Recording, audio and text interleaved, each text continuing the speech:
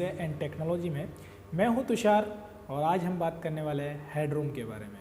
मैंने कई तरह के सवाल सोचे, कई तरह के टॉपिक भी ढूंढे थे, लेकिन सोच रहा था कि ज़्यादातर परेशानी हमें होती है एम्पलीफायर चलाने में या एम्पलीफायर को ऑपरेट करने में। कई लोगों के सवाल ये थे, सर हेडरूम क्या है, हेडरूम का इस्तेमाल क्या है, क्या हमारे एम्प में हेडरूम होना ज़रूरी है। साथ के साथ ही कुछ लोग ये भी बोल रहे थे मेरे से, सर अगर हम हेडरूम नहीं रखते हैं तो क्या होगा, हेडरूम अगर हम रखते हैं एम्पलीफायर में तो क्या फ़र्क पड़ेगा। कई सारी बातें आज हम इस वीडियोस के अंदर करने वाले हैं। उम्मीद करता हूं आपको वीडियो अच्छा लगेगा और please like share and subscribe करना कभी ना भूलें, क्योंकि आप लोग करते क्या है, देख तो सभी लेते हैं लेकिन सब्सक्राइब कोई नहीं करता है। कुछ वीडियोस पर 1.5 लाख व्यू है लेकिन 1.5 लाख अभी हमारे सब्सक्राइबर हुए नहीं हैं। ऐसा नहीं होना चाहिए। मैं कहता हूं कि जितनी मेहनत हम आपके लिए करते हैं तो थोड़ा सा एक क्लिक करना आपको ही बनता है। तो प्लीज़ सब्सक्राइब कीजिए और बेल आइकन को क्लिक कर दीजिए और वीडियो को लाइक करके शेयर जरूर कर दीजिए अगर अच्छी लगे तो। हेलो दोस्तों, मैं हूं तुषार और आप देख रहे हैं डीजे एंड टेक्नोलॉजी। आज हम बात कर रहे हैं हेडरूम के बारे में। एम्पलीफायर हेडरूम, कई लोगों के सवाल थे मेरे पास ये वाले कि सर हेडरूम को कैसे व्यवस्थित करें, या मानते हैं हम हेडरूम कैसे चॉइस करें, या कोई पर्टिकुलरली एम्पलीफायर के अंदर कितना हेडरूम हमें रखना चाहिए। उन सारे सवालों के जवाब आपको आज इस वीडियो में मिलने वाले हैं। तो सबसे पहले शुरू करते हैं हेडरूम की जानकारी कि हेडरूम है क्या हाल की। देखिए, साधारण भाषा में कहा जाए तो जब हम कोई काम करते हैं, एक नॉर्मली बात करता रहा हूँ जिसके अंदर हम एक उदाहरण के तौर पे या मैं कहूँ एग्जाम्पल के तौर पर एक कार को ले रहे हैं जो कि 5 सीटर है। ठीक है, अब 5 सीटर कार में आप 6 जने बिठा सकते हैं, थोड़ा सा एडजस्ट करना पड़ता है लेकिन बिठा सकते हैं। ठीक है, लेकिन एडजस्ट मतलब आपका यहाँ पर हो जाता है कि आपको उसको एडजस्ट करके चलाना पड़ रहा है, मतलब कम ज़्यादा, या आपको डर है कि कहीं कोई को दिक्कत ना हो जाए, कहीं कोई प्रॉब्लम ना हो जाए, अगर कहीं एक्सीडेंट हो जाता है तो कोई इशू क्रिएट ना हो जाए, क्योंकि 5 ही अलाउ है, 6ठा अलाउ नहीं है गाड़ी के अंदर। तो उम्मीद करते हैं कि आप समझ रहे होंगे इस बात को कि मैं क्या कहना चाहता हूँ। वहीं पर अगर हम एम्पलीफायर को लेते हैं, मतलब कि हेडरूम, अब हेडरूम की बात कर लेते हैं। तो अगर मैंने अभी कई लोगों को देखा है कि वो एक एम्पलीफायर पे एक चैनल पे बेस, एक चैनल पे टॉप डाल देते हैं, उनको ये याद नहीं है कि क्या वैल्यू है क्या नहीं है। अब देखिए, एक एम्पलीफायर की नॉर्मल सी बात करो, छोटी वाली वैल्यू से बात करते हैं हम। अगर आपको एक 50 वाट का कोई भी स्पीकर, छोटा सा एक ट्विटर चलाना है या स्पीकर चलाना है, कुछ भी ले लेते हैं अपन नॉर्मली यहाँ पर। अगर आप एक 50 वाट का मान लीजिए कोई स्पीकर अपने एम्प पे रन कराना चाहते हैं, आपके पास एम्पलीफायर 100 वोट का है। ठीक है, मतलब आपको पर्टिकुलर सिंगल स्पीकर आपके 100 वोट के एम्पलीफायर पे 50 वाट का चलाना है। तो यहाँ पर आप क्या करेंगे, ये तो है नहीं 50-50 के 2 डाल दिए 100, इक्वली कभी नहीं चलना चाहिए कोई भी चीज़ को लेकर। मैं हमेशा कहता आया हूँ आप लोगों से कि इक्वली कभी मत चलिए। हमेशा ये चीज़ याद रखिए कि आपको अगर कोई चीज़ को आप मैं कहूँ कि व्यवस्थित रखते हैं, उसको फ्री ऑफ माइंड चलाते हैं, तो उसका परफॉर्मेंस काफ़ी बढ़कर निकल के आता है। अब देखिए, जैसे मैंने अभी आपको उदाहरण दिया, 50 वाट का स्पीकर आपको 100 वाट के एम्पलीफायर पे चलाना है, तो वहाँ पर 2 नहीं डालने हैं, वहाँ पर सिंगल ही एक 50 वाट का स्पीकर आप यूज़ कीजिए। इससे होगा क्या, आपको 3 dB का, मतलब 3 dB का आपको हेडरूम मिल जाएगा। अब हेडरूम मिलने के बाद क्या होता है, देखिए ये समझिए, फिर मैं आपको थोड़े बड़े लेवल पे भी समझाऊंगा। 50 वोट्स नहीं, अभी मैं 1000 वोट 2000 वोट सबकी बात करने वाला हूँ, निश्चिंत रहिए, वीडियो कंटिन्यू देखते रहिए। अब जब आपको 3 dB का हेडरूम मिल गया यहाँ पर, तो 3 dB के हेडरूम के बाद अब आपको क्या करना है, यहाँ पर जब आपको हेडरूम मिला तो आपको ऑडियो क्लियरिटी बहुत प्यारी मिली।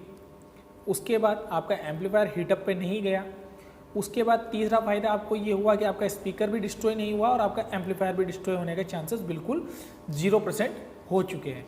देखिए, कुछ चांसेस में होता है कि एम्पलीफायर कहीं लाइट वगैरह की वजह से भी डिस्ट्रॉय हो जाते हैं, लेकिन अगर हेडरूम की बात करें, मैं कहूँ एक उस पर वजन डालने की बात करते हैं हम यहाँ पर, तो वो काफ़ी अच्छा परफॉर्मेंस देखने को मिलता है अगर हम उसमें हेडरूम यूज़ करते हैं। तो कई लोगों को मैंने अभी जैसे आपको शुरू में बताया था कि एक मेरे पास कई लोग कहते हैं, सर हम इस पे 2 बेस तो एक चैनल पे और 2 टॉप एक चैनल पे हम तो चला लेते हैं, चलते नहीं हैं वो।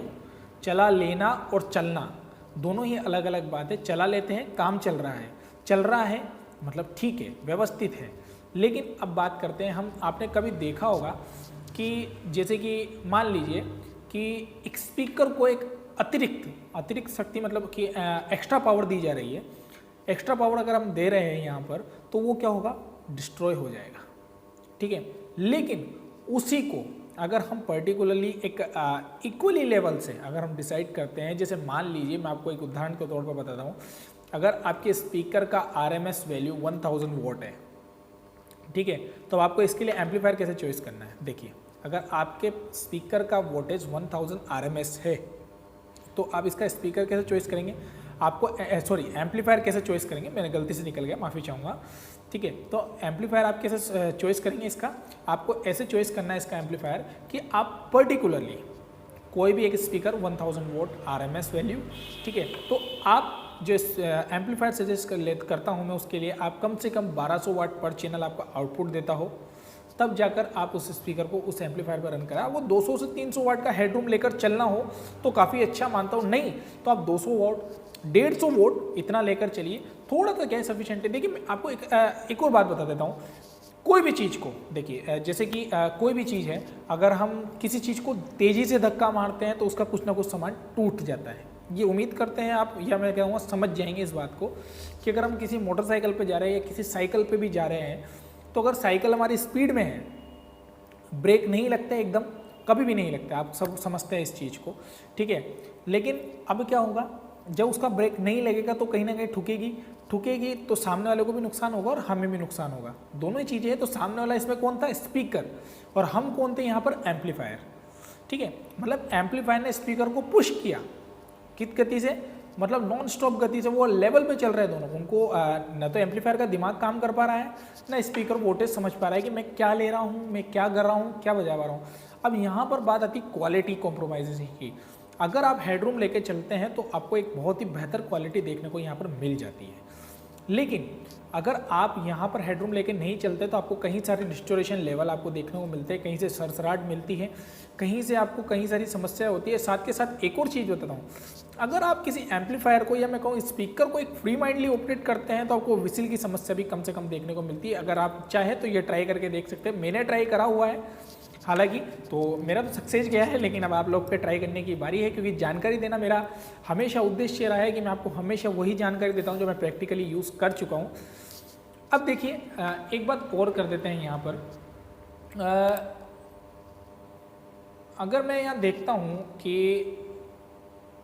हेडरूम का जो जिक्र होता है हर तरीके से होता है, वैसे कई सारी चीज़ें होती है, कई संदर्भित ऐसी बातें भी हैं जो कि वास्तव में ऐसी कहती है कि नहीं हेडरूम रखना ज़रूरी नहीं है, लेकिन मैं कहता हूँ कि हेडरूम रखना बहुत ही इक्वली एक लेवल बहुत अच्छा माना गया है, ठीक है। अब क्यों, क्या होता है, देखिए वास्तव में यही बात है कि इसे जोर से नहीं बदल रहे अपन, ठीक है। अब एकदम ही कोई भी चीज़ को पुश करना, मैंने आपको उदाहरण दे ही दिया इस चीज़ के बारे में, लेकिन अब 3 dB का नॉर्मली आप देखिए 3 dB का आपको हेडरूम लेकर चलना है, ये नियम मान लीजिए आप। जैसे 50 वोट के स्पीकर के लिए 100 वोट का एम्प चॉइस कर सकते हैं, क्योंकि आप खुद जानते हैं पर्टिकुलरली कोई भी एम्प आता है इस दुनिया के अंदर, जितने भी एम्प बने हुए पर्टिकुलरली वो ओम्स के ऊपर ही आपको वोल्टेज निकाल कर देते हैं। आप अगर चाहते हैं कि नहीं मैंने 5000 वोट का एम्प खरीदा, तो उस पर ये नहीं है कि आप 5000 वाट ही वो लोड डाल दें, कहीं तो 6000 वाट भी डाल देते हैं। अब मैं बात करता हूँ मेरी शुरू वाली बात पर, जो मैंने आपसे कहा था यहाँ पर कि कुछ लोगों ने मुझसे कहा कि सर अगर हम मान लीजिए कि एक चैनल पे टॉप चला रहा है, एक चैनल पर बेस चला रहा है, तो चलिए अभी इसका भी एक एग्जांपल देता हूँ मैं आपको कि जब भी आप मान लीजिए, एक नॉर्मल सी बात है कि आपने एक चैनल पे लोड डाला 50 वोट का, देन दूसरे चैनल पे वो लोड डाला 100 वोट का। अब यहाँ पर क्या होगा, जब आप उसको वॉल्यूम को रन कराएंगे तो जब आपका जो 100 वोट है वो पावर ज़्यादा कंज्यूम करेगा, साधारण सी बात है। उसके बाद जो आपका 50 वोट का स्पीकर है वो पावर कम कंज्यूम करेगा, लेकिन क्या होगा, ये चैनल अप एंड डाउन चलेंगे, एक लेवल नहीं आ रहा है ना, यहाँ पर अप एंड डाउन चल रहा है। अप एंड डाउन चल रहा है तो क्या हो रहा है, आपका जो एम्पलीफायर का ट्रांसफार्मर है सॉरी, वो कभी आउटपुट इधर दे रहा है, कभी आउटपुट इधर है, वो कंफ्यूज हो रहा है, क्योंकि एम्पलीफायर के पास पर्टिकुलरली दिमाग तो है, लेकिन वो उसको यूज़ कैसे करेगा, ठीक है।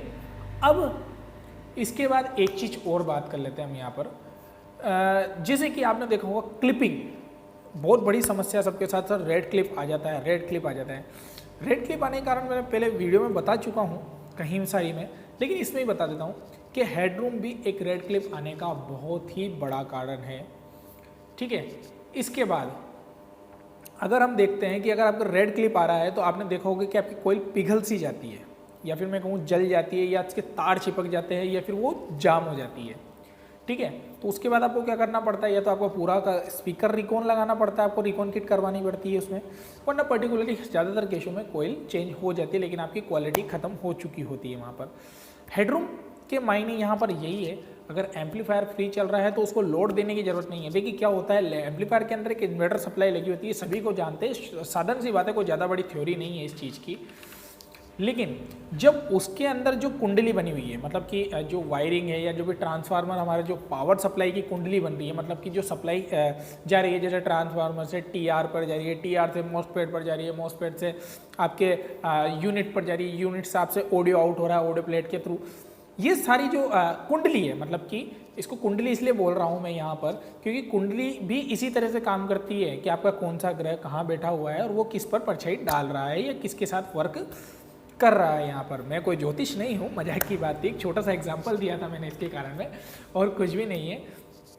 अगर आप एक अच्छे वेल इंजीनियर बनना चाहते हैं ऑडियो के फील्ड के अंदर यहाँ पर, तो ये वीडियो आप लोगों के लिए था। हेडरूम की आवश्यकता है, मैं उम्मीद करता हूँ आप लोग समझ गए होंगे, और उम्मीद करता हूँ कि आप अच्छी तरह जानते होंगे।